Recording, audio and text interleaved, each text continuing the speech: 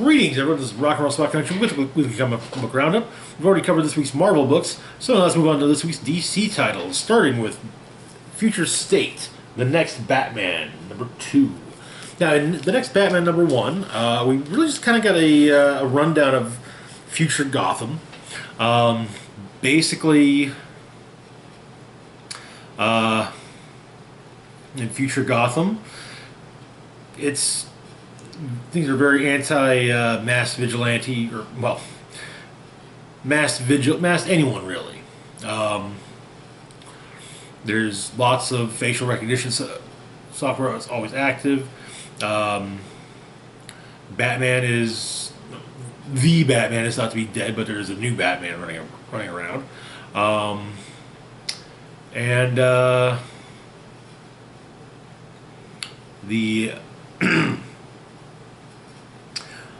While the Gotham PD still exists, there's also the magistrate, basically, who are a private army enforcing the anti-mass vigilante law, with their troops, the Peacekeepers. Peacekeeper 01 has already been denoted as being kind of the big deal Peacekeeper, and is credited with the death of Batman. Well, the original Batman. Though Dark Detective showed that Bruce isn't dead. And there's going to be a lot more make you wonder what the hell is going on. So, the issue begins with our new Batman narrating about Gotham does have a lot going for it. It's got a hot restaurant scene, joints of silk kick live music, and it's kind of that sunset, it's the best. Once the sun goes down, though, Gotham doesn't offer much but violence and murder. So he says as he happens upon a dead body in an alleyway. Not a robbery. Breaks into a nearby restaurant, which does have cameras, and he downloads the camera footage, or watches the camera footage, but magistrates show up 40 seconds earlier than they should. Bats makes a quick show of fighting them. Of course, their body armor is too much for his batarangs, so he makes a run for it, and gets shot in the side. But he's got a hidden motorcycle, and he makes a break for it. Calls one of his contacts. Basically, he'll send out the information, but sends the information and then basically we can get her the phone. Meanwhile, the wife of Lucius Fox, Tanya, is talking with the mayor about the anti-mask law, and basically kind of explaining, the shoot on sight, it's not going to stand up. It's something legalese and not worth the paper it's printed on. Turns out that Tanya is very actively anti-masked heroes, vigilantes, and so forth.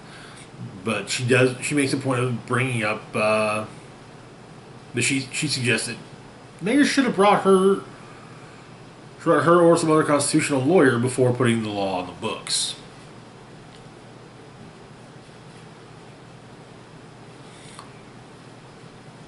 But the mayor wants the law to send it to a legal challenge. But she brings up the fact that the Justice Department does require police officers to engage using equal or lesser force. Beat copies can order any service missiles against the Joker or Punchline. That's fine. Magistrate, private militarized assault force using bullets that spent uranium, shotguns that fire dragon's breath, killer drones. That's a bit beyond equal or lesser force.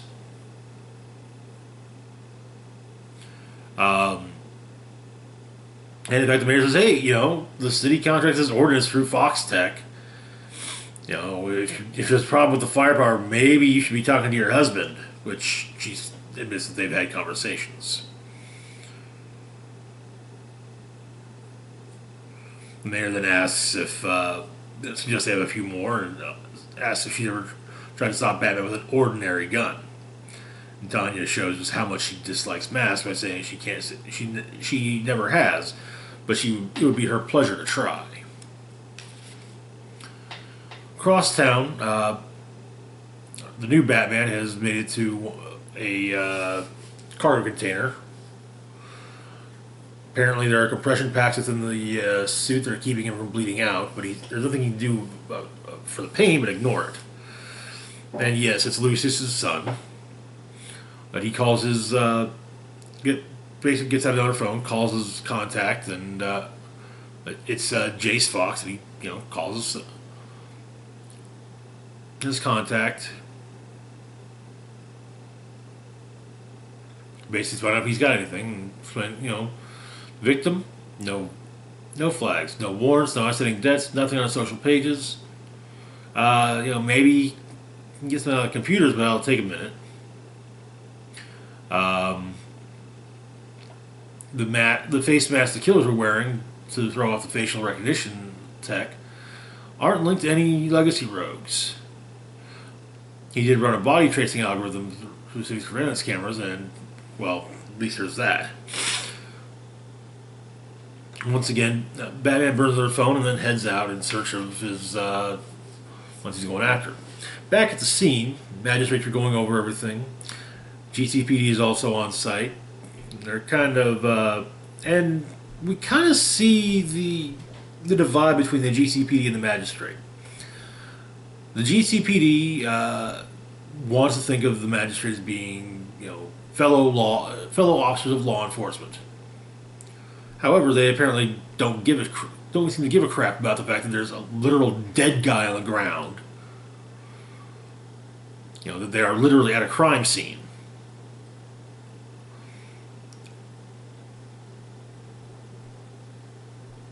All they care about is taking down the masks.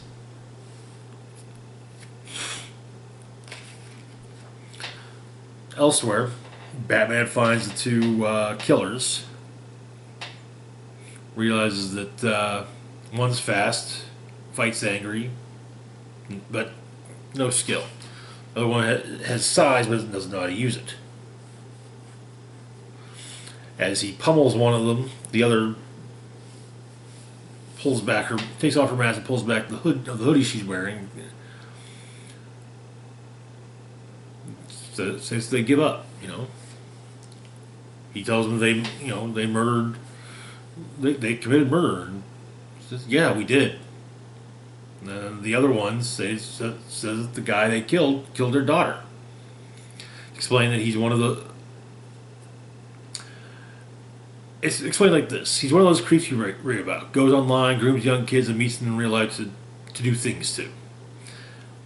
Met their daughter on social media, got into her head, got her to come visit him, and then they never saw her again.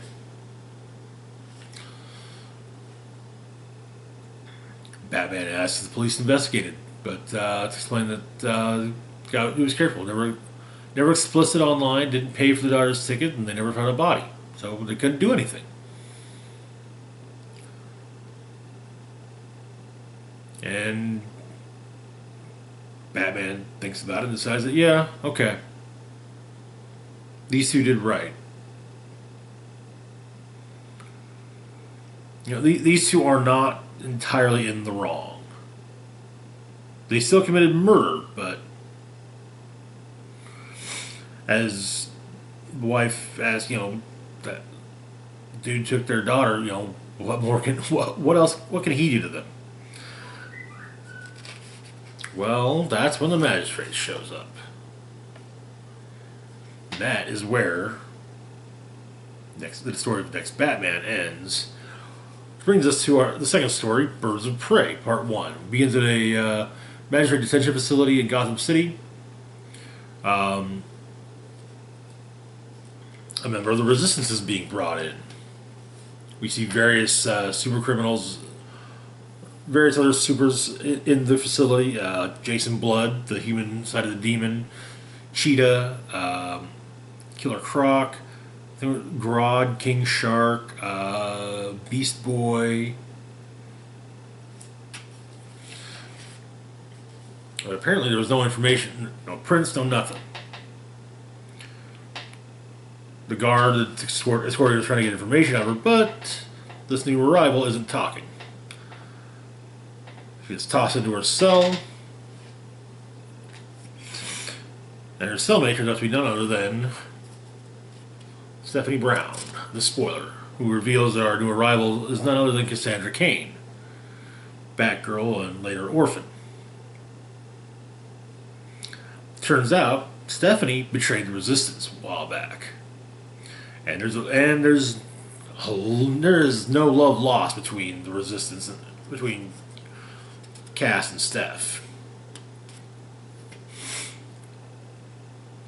But we get a bit of a rundown on the place. Cameras and drones, but also the ceilings and floor are wired for sound. She explained maybe she'd get a nullifier, but it'd be hard.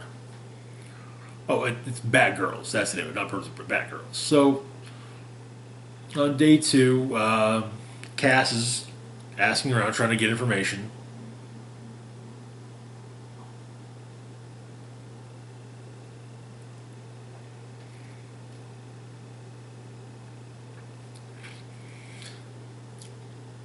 Basically, kind of making it pretty clear that she's there. She's there because she wants to be there. However, no one's willing to help her. In the laundry room, Cass and Steph get into it. The fight is interrupted by one of the guards showing up. They both get knocked out briefly and end up in solitary. Next morning, when breakfast is brought, there's an earpiece. Also, it should be noted during the fight that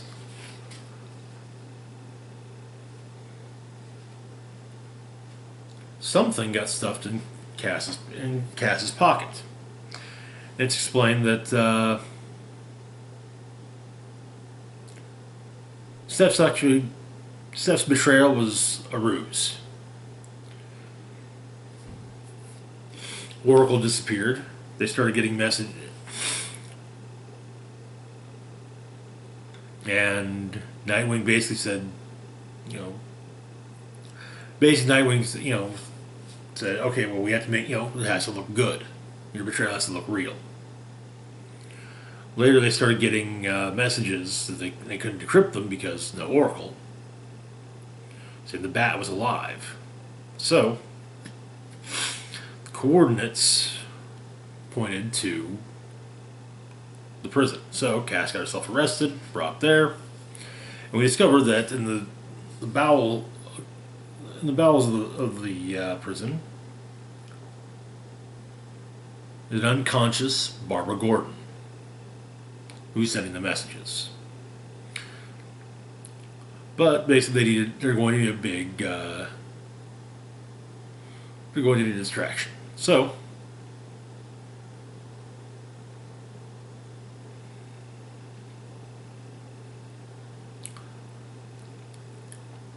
Stephanie starts working out, talking to her various allies on both sides of the fence, and a fight starts out. They go after one of the peacekeepers, and then the other guard, and then the additional guards show up, and well, that's where that story ends. Which brings us to the book's final story, Gotham City Sirens, featuring Catwoman, Poison Ivy, and Dee Dee.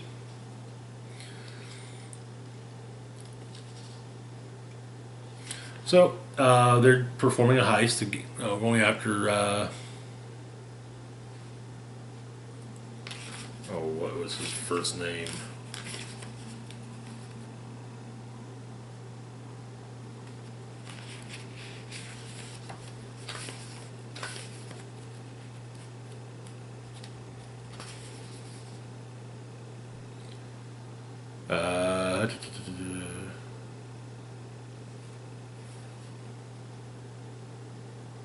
Dax Dilton, the creator of much of the technology being used by the magistrates.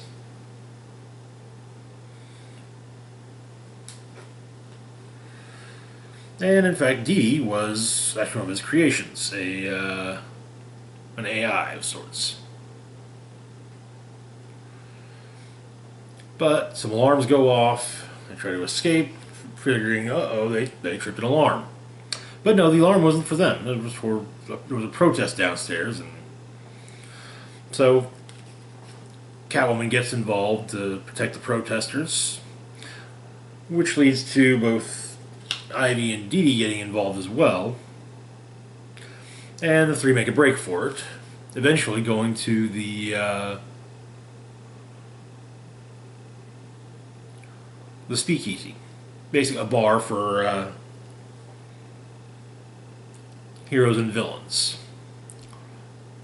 Because when you check your powers and right words at the doors, this is a place of respite. The place is run by none other than Slam Bradley. And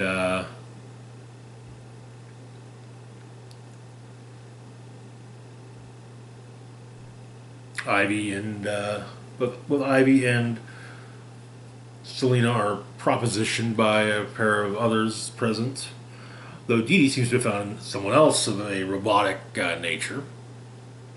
We get a flashback to the night before where Selena and Ivy found Dee Dee, basically locked in a room watching Sex and the City reruns. And Dee Dee admitted that Dilton had done... Yeah, Dilton had committed various questionable business practices, and he's done a lot worse too. Back at the Speakeasy, there's a news bit explaining that Dax Dilton has gotten engaged to a human rights lawyer Anna Campagna, and Dee Dee's not too happy about it. Doesn't take it entirely well.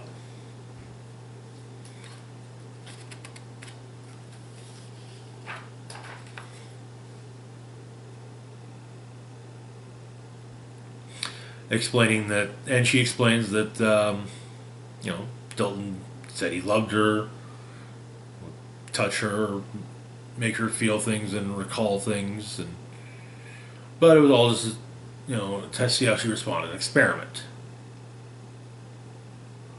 But she goes on to, he's done much worse than just, mess around with her head. But they have to go to dance. Before they go dancing, Catwoman plays a bit of pool with Slam. Hands him his ass too. And Slam just kind of decides that maybe he should quit playing pool while he still has some money left. But they go out on the dance floor to dance. And Slam is saying he's going to turn the volume up. As he's working on doing so, however, Cybers, the fully automated segment of the magistrate, bursts in, shoot the place up, including putting a few rounds into Slam, and basically placing everyone under arrest. Well, under arrest. Bear in mind, they still have the shoot on sight order, so yeah, they all get shot at, including Catwoman, who seems to take at least one to the chest. And that is where the story and the issue ends. Which brings us to... And this is where things are going to get weird, everyone. At least when it comes to Future State. Future State Catwoman, number 1. She just got shot in Gotham City Sirens, but here she is in her own book. And yes, it's Selena, but we begin... in Alleytown. A bunch of people being led to a train. One of the people being led away basically rips into those leading them away, calling them fascists, and well, the guards probably beat the hell out of them. A liaison for the city council Miss Canoris is watching. It's the magistrate doing this, and so while the one kid's being beaten on, another one raises up her hand, makes a little cat sign. Everyone else sees it, does the same, and they all let out a mantra. Here, many have lived and lost in the cold nights and long days. We follow none, but we will always have each other. There will always be strays. But yeah, everyone's loaded up on the bus, or on the train. Train heads out. And elsewhere, Catwoman and her crew plan to go after the train and liberate everyone on it. One thing she's got to go. It's basically a bullet train. So one thing she's got going is a magnet built into her suit.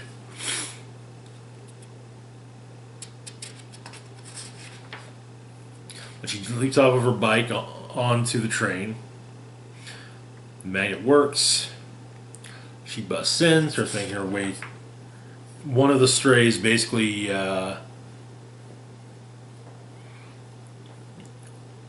opens the door, is trying to get to a bathroom, and, well, trying to get to the bathroom.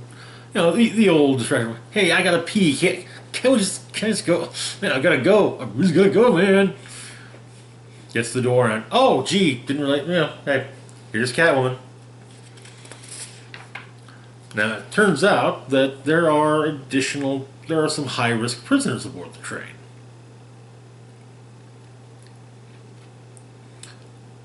And Miss Canoris would like to take a look at all everyone, all the prisoners, see,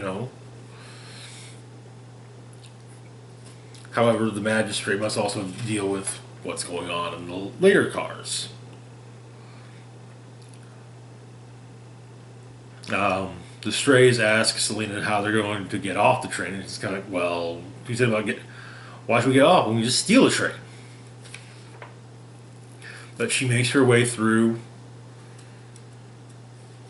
gets to one of the special cars, and discovers Automatopoeia, villain who only talks in sounds. So she basically,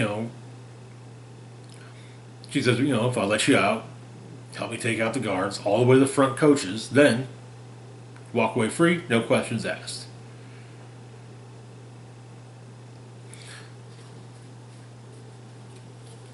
He gives him a few minutes to do what he needs to do, put on a game face, and so the two of them take out some of the guards. One of the leader, the magistrate commander, basically gets all the additional guards he's got, and they're going to go retake the train, leaving Miss Canoris, with a guard as well.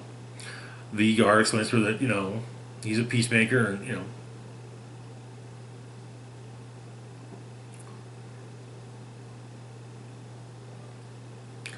he's basically been assigned to keep her, to ensure her safety. And she says how unfortunate for him that she stabs him in the throat. She then walks into one of the secure cells, and Miss Canoris reveals herself to be none other than Talia al Ghul. And the secure cell she's walked into is housing Bruce Wayne. And that is where the issue ends.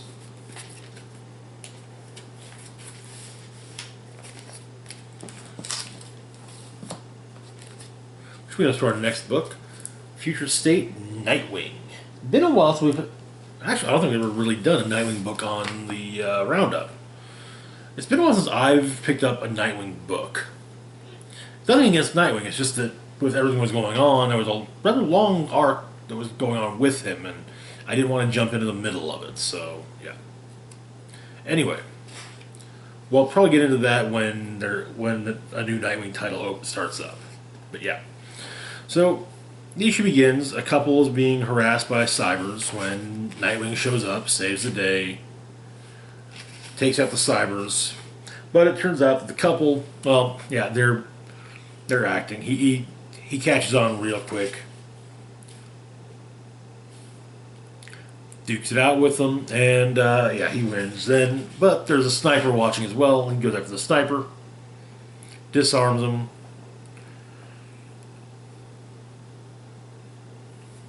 You know, explains he knows quite a bit about the magistrate.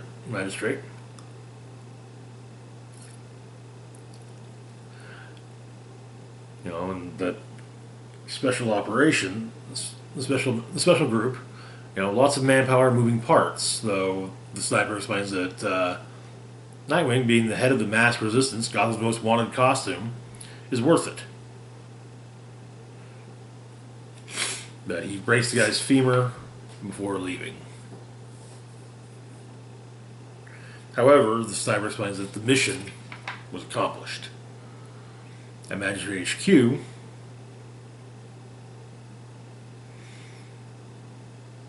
Captain Mark, one of the other peacekeepers, Captain Marks, is brought in to speak to Peacekeeper 01.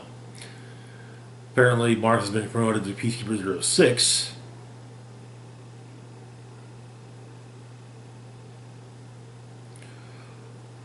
And basically assigned to take down Nightwing. Should be noted that Captain Marks has an ocular implant over her right eye, and there is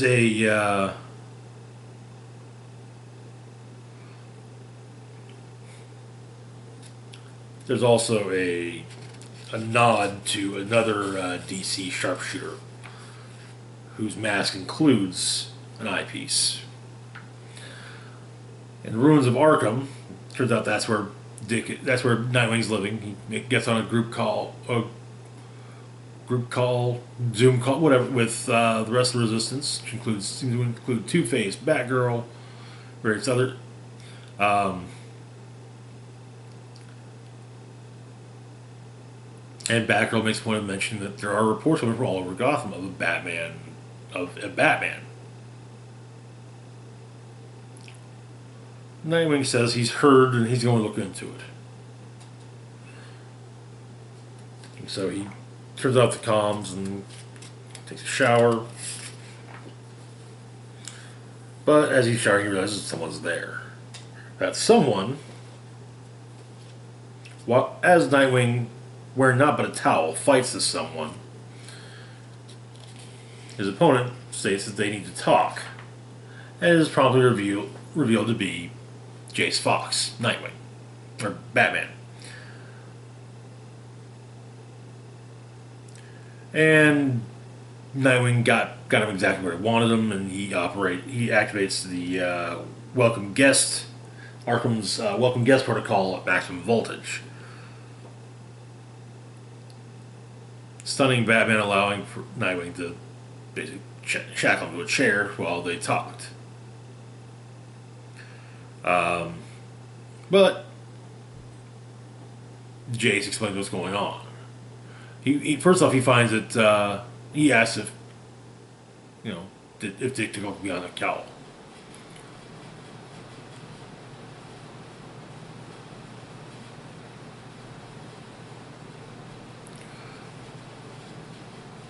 It turns out Batman was surprised that Dick is living in Arkham.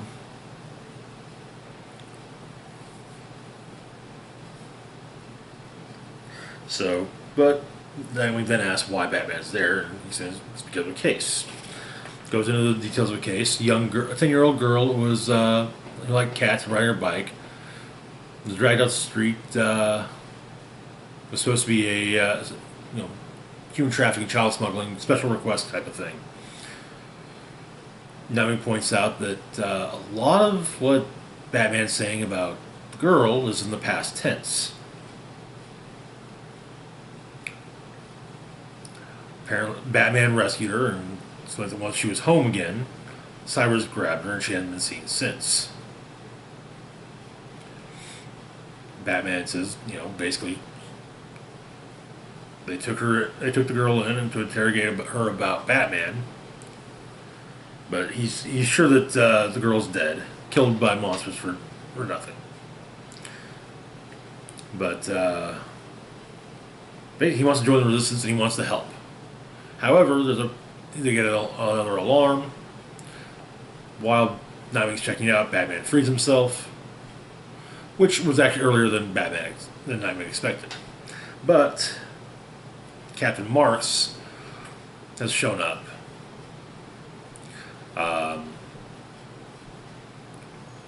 And Nightwing explains that he kind of let them find him as they shot. He knows they shot him with a bullet containing cutting-edge nanotech. Versus nanotech can act as a powerful homing beacon. And Batman asks, why did Nightwing let them bug and track him? And he says, because he's sick and tired of death by 1,000 cuts. This way he's got the home field advantage, and because he's done. No more borders permission, it's time to make a statement. And he's going to war. As the magistrate begins their assault on the reins of Arkham Asylum. Which brings us to our next book of the week. DCeased, Dead Planet number 7. Where we left off, an army of Amazos was cutting down the anti-life infected, while the demon Trigon had arrived on Earth and was, well, being demon Trigon. Oh yeah, and John Constantine got a whole bunch, basically betrayed a whole bunch of magical heroes to take their gear and potentially go after Trigon with it. All the remains of the Phantom, of the main ones that, of the important ones in the series, the ones that are left aside from John are Zatanna and the Phantom Stranger. But also the anti-life cure works. So the issue begins. The Amazers are slaughtering the anti-life, those possessed by the anti-life equation, but the new league shows up, and they're able to take down they're able to take down the Amazers. It takes a lot of time. And Paris Trigon is, well, Trigon. Meanwhile, Batman and Superman go to Australia in the hope of maybe switching off the Amazons.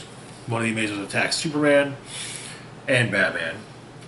And they are able to, they do manage to do some damage and destroy the Amazon's body, leaving its head. They get inside there, and the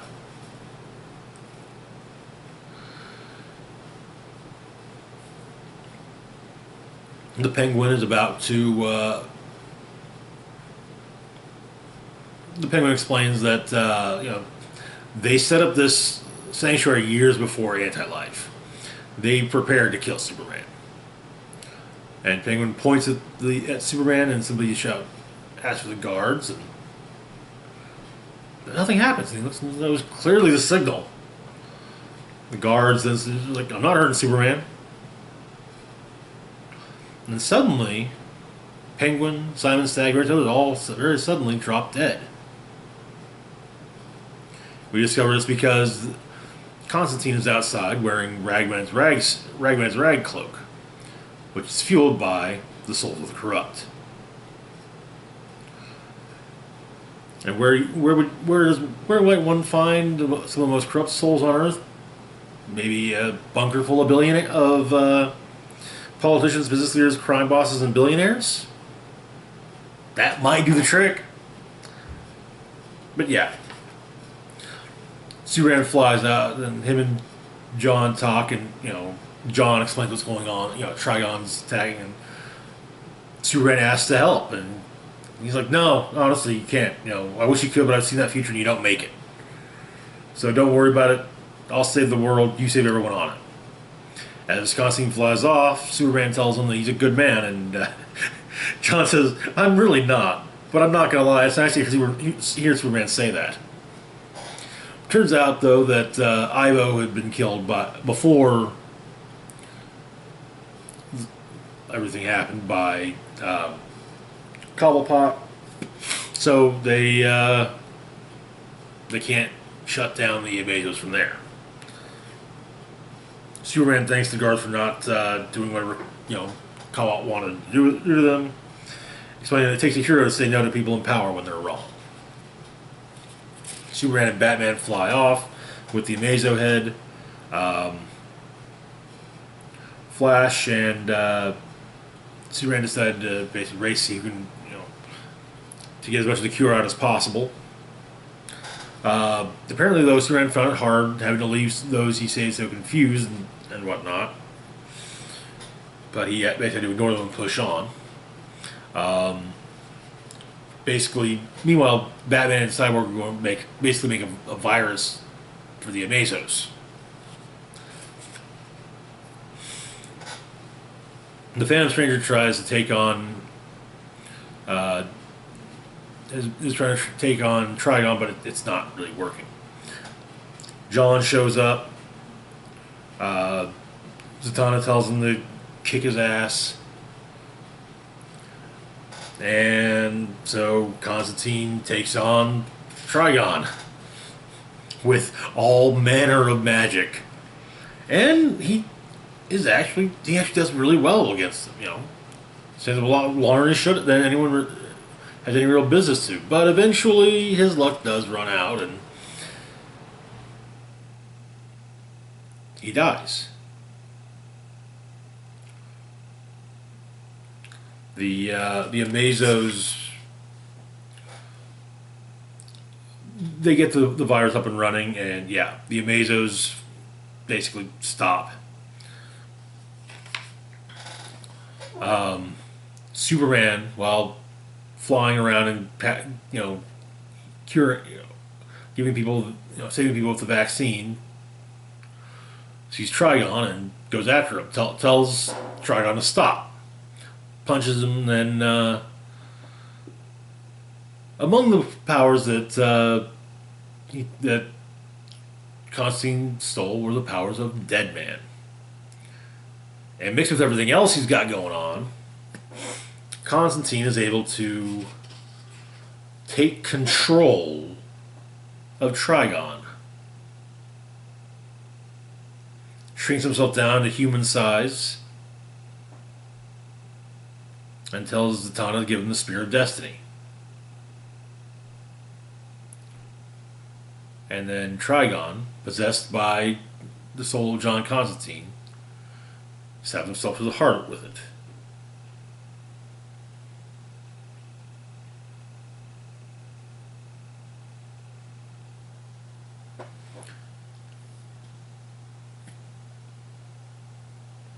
And Constantine's spirit vanishes after saying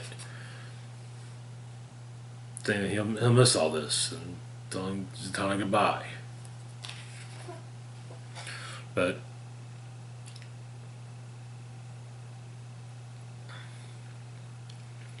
the world is saved. Tempest, Garth of Atlantis, he's saved. Diana, or Hippolyta is saved. Pa Kent is saved. Gets to see his grandson all grown up.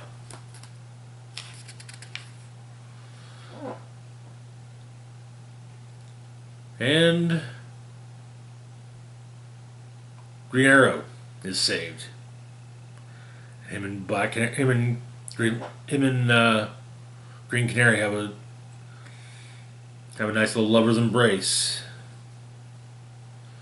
After she says, she made him a promise. She brought him back. And that is where the issue and the series itself ends. There is still a lingering question when it comes to DCeased about Superman. At the end of the first DCeased series, when he realized he couldn't take on the Lanterns and the Green Lantern Corps and the Earth's heroes, he simply flew into the sun. So something's going to have to be done about that. Anyways, moving on to our next book, Legion of Superheroes number 12. Where we left off in Legion, Rogol Zar, a Kryptonian villain, I believe from Brian Michael Bendis' earlier run on Superman, attacked New Krypton, And at the same time, Mordru has also returned. In fact, Mordru freed Rogolzar. So on New Krypton, Superboy is facing off against Zar. Um,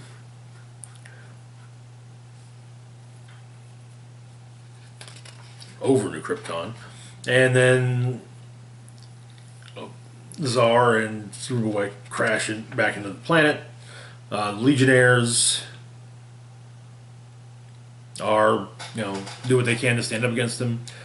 With Saturn Girl basically provides a distraction while everyone else, while also, basically waking up the unconscious, getting everyone that opportunity to get repowered up. So then, they can all go after Rogolzar at once. But then Mordru and the Haraz attack, and it's just really cool splash page of the Legion taking on Zar and the Haraz.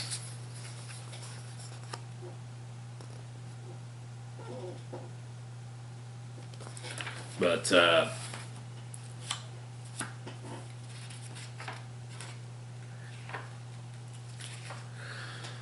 the fight continues. The plan is that Dream Girl, White Witch, and Saturn Girl are going to basically team up to take on Mordru. But distractions arise.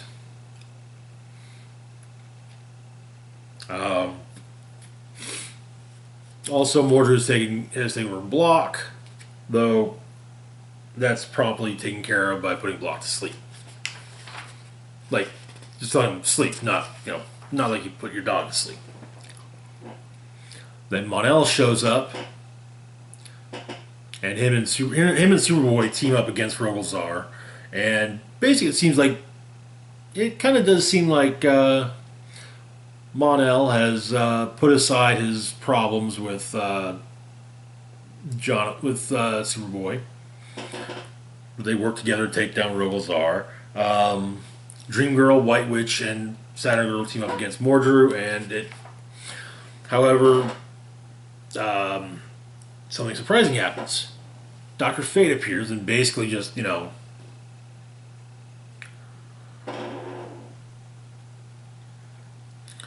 casts Mordru from this place, explaining he may never return.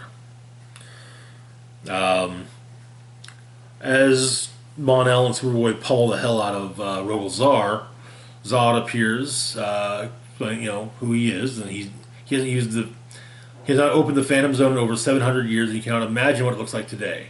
What nightmares have thrived and survived. But he should have thought about that before he attacked attacked Zod's grandbabies. Krypton agrees that Rogolzar is guilty, and so he is sent into the Phantom Zone.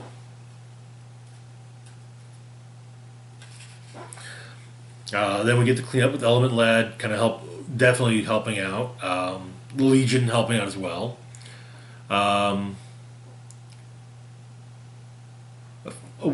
The following week, there's the cleanup's almost done, and they're hosting a gratitude banquet for the Legion.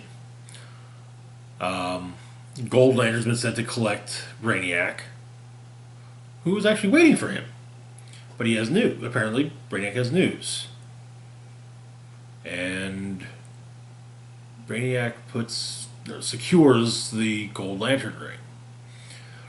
So he wants to keep what's about to be said between the two of them, because he has no idea if they are using the ring to observe the Gold Lanterns every move. He needs Gold Lantern to keep calm and collected, and just keep things between the two of them for now. But some thorough and exhaustive research, he's certain that the Gold Lantern ring is not a Green Lantern ring, and those who gave it to Gold Lantern are not the Elders of Oa.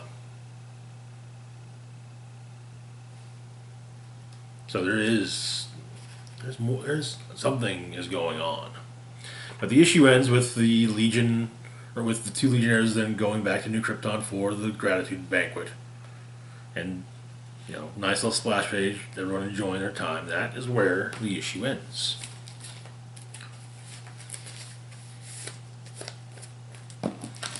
brings us to our next book, Batman Catwoman, Book 2. So where we left off, various tales. The Phantasm, or rather, the woman who becomes a Phantasm, old lover of Bruce Wayne's, her son had vanished, and she'd asked Bruce to find him. In the future, an old Selina tracks down an old Joker and claims that she's going to kill him. So, what happens is we get a lot of going back and forth between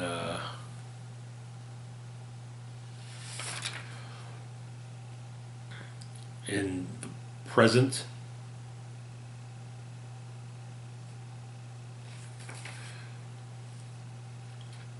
the deaths of a few Joker henchmen at the hands of the Phantasm, but also Joker or Catwoman trying to make sure that a former henchman of the Bertinellis, Jimmy the Lion, who was killed in the previous issue, basically that Batman never learns that she was there.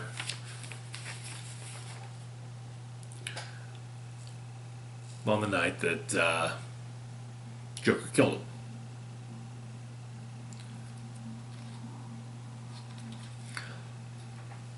So she gives him the medallion she stole. In the future, Joker offers to go get Selina some water. Asks if she wants some ice, and it turns out he keeps a gun in his freezer.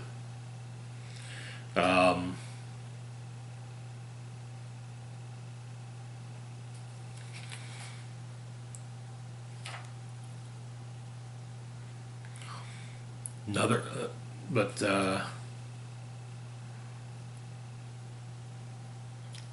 also a safe that needs cracking, however, and so, of course, Bruce has Selina. Bruce is going to blow it, but Selina's like, oh, I'll do it.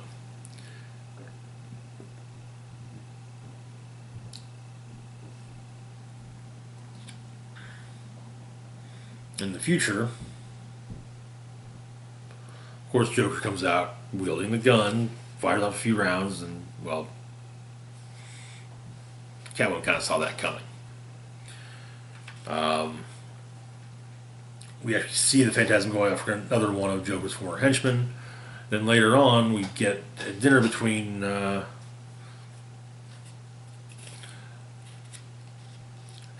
having looked at the safe. They try to figure out, okay, well, you know, the missing necklace isn't there. But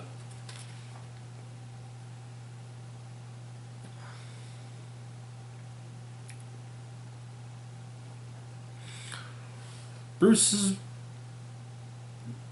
getting to get a little suspect about things.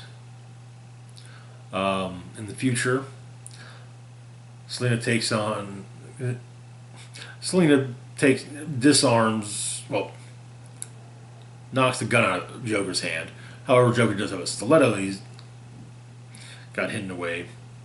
Yeah, she avoids that, knocks that out of his hand, and kicks the crap out of him.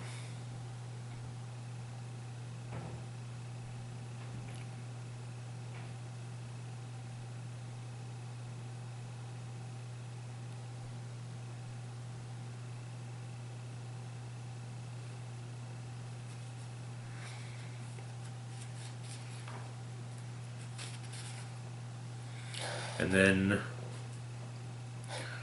back in the present, the bat signal goes off during Selina and Bruce's dinner, and so Batman and Catwoman go to check it out. As Batman notes that the angle of the signal is wrong. It's the Joker. Pulls out one of his famous flag guns, but this one just pops out a white flag. He surrenders and says the Phantasm is coming for him and doesn't want Phantasm to get him. He asks Batman to save him. Later, Catwoman tells Batman if he wants to ask her. And he says the necklace that he's been looking for. There's a lion, a cat. And so she finally asks if Catwoman. He finally asks if Catwoman was there with the Joker, and she says no. In the present, or in the future, well, that Catwoman explains that she made that even as Bruce died, he made her promise not to be good. And she uses her, she removes a glove, runs her hand across Joker's throat, and he bleeds out and dies. That is where the issue ends. Which brings us to our final book of the week, Rorschach number 4. Where we left off, we got some background information on our Rorschach, but not too much on the kid. We got some. Actually, no. We had gotten some background information on the kid, her childhood. So we begin. The issue is basically an interview with a strongman. He used to work in a circus as he's trying to color a Pontius Pirate picture. The girl was simply just called Laura Cummings. Was simply just called the kid. Great shot. The trick that the gig we see her doing, guys juggling beer bottles. She pulls out her gun and shoots each one, and he's impressed by the strongman's impressed, and apparently occasionally she would come and do his show as well, and she'd lift him. But they both liked comedy. They both hung out together, and sometimes if she had nightmares, she'd come to his trailer and say, basically, tell him about the nightmares, and kind of they would sleep together, literally, in the literal sense. He was in love with her, but he's also fairly certain she had no romantic feelings for him, because she probably would have said something. At a party, at the circus party one time, a roadie basically said that he got drunk and said that he killed his wife, beat her to death. And the kid said that the girl was rotten and didn't know what. So our strong man followed him and pushed him to his death over one of the rides. No one ever said anything. A few weeks went by and the kid stopped coming around. She was still part of the circus. The one night she did. They talked, and she finally says that she knows who the strongman is. He's Rorschach.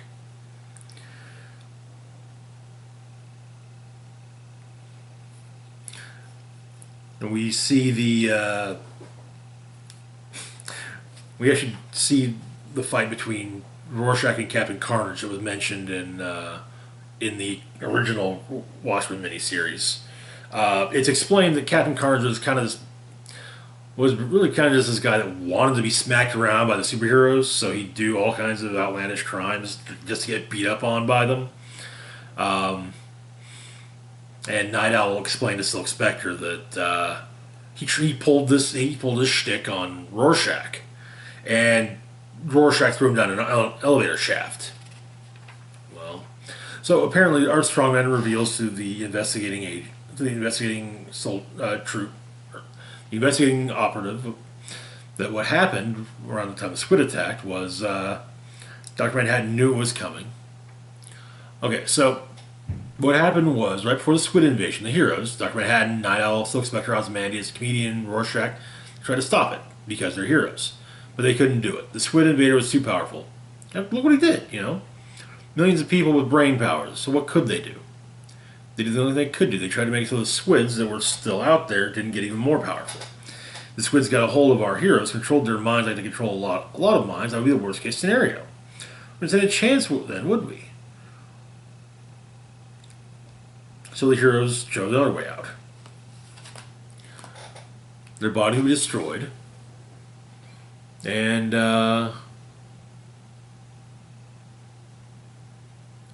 their souls hidden.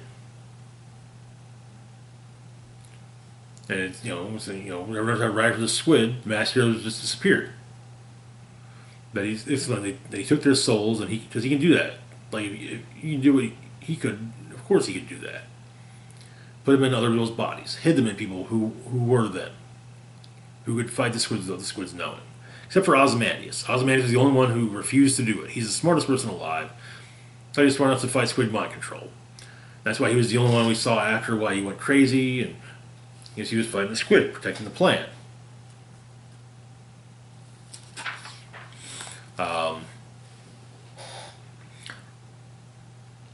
But after being told that he was Rorschach, Strongman started to dress up as Rorschach, and he went out, and the kid would basically point him in the direction of people who, need to be taken care of, the way Rorschach would take care of him. Well, eventually, he probably did a few too many, and, well,